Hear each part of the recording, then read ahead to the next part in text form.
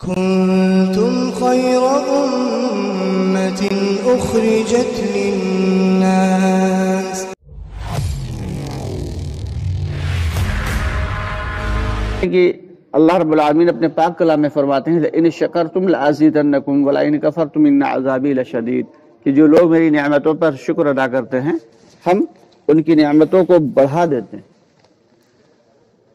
تو اللہ رب العالمین نے یہ وعدہ فرمایا ہے کہ اگر تم شکر کرو گے، چاہے وہ دنیاوی نعمتیں ہوں چاہے وہ دینی ہوں، اگر ہم شکر کرنے والے بنیں گے تو اللہ تعالیٰ ہماری نعمتوں میں اضافہ کریں گے۔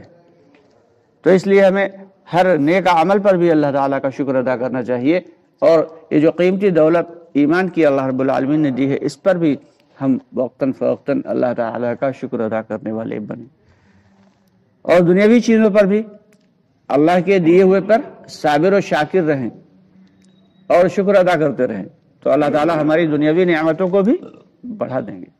عام طور سے ہم سے غلطی یہ ہوتی ہے کہ ذرا سی پریشانی آئی اور آدمی گھبرا جاتا ہے، ارے یہاں تو کبھی سکون ہے ہی نہیں، یہاں تو کبھی سکون ہی نہیں، زندگی میں کبھی چین ہی نہیں۔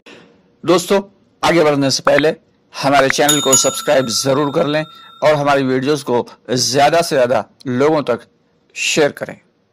نہیں دیکھا اور پریشانی چلی گئی تو سب کچھ بھول گئے، پھر اپنے روزمرہ کے کاموں میں لگ گئے اور اپنی عیش و عشرت میں پڑ گئے۔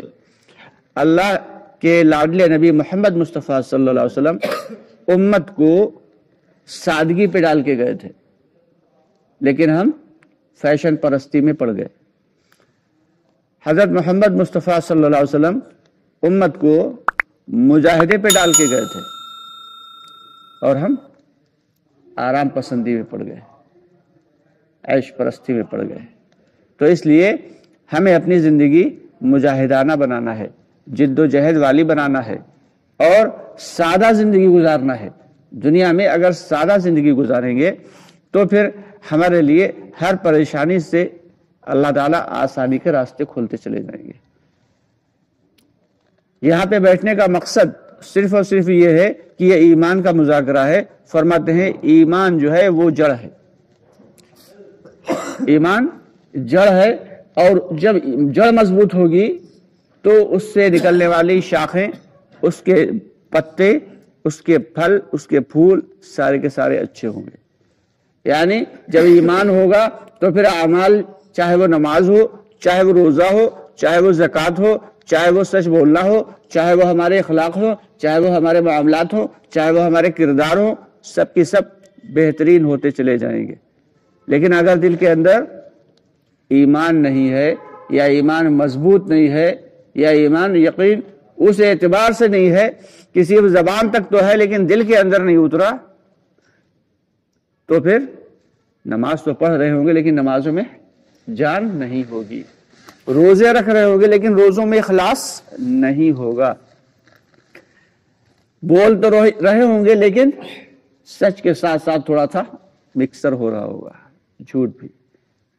تو اس لیے اپنے اخلاق کو، اپنے کردار کو، اپنے معاملات کو، اپنی نماز کو، اپنے روزے کو اگر سنوارنا ہے تو سب سے پہلے اپنے ایمان کو نکھارنا ہے، اور ایمان بنے گا مجاہدانہ صفت کے ساتھ۔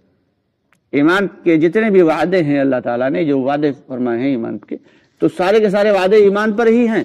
مسلمان ہونے پہ کوئی وعدہ نہیں اللہ کا کہ مسلمانوں کو یہ ملے گا، مسلمانوں کو نہیں۔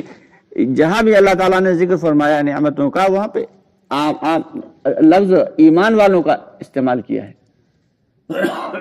تو اس لیے ہم سب کی ذمہ داری ہے کہ ہم مسلمان تو الحمدللہ ہیں۔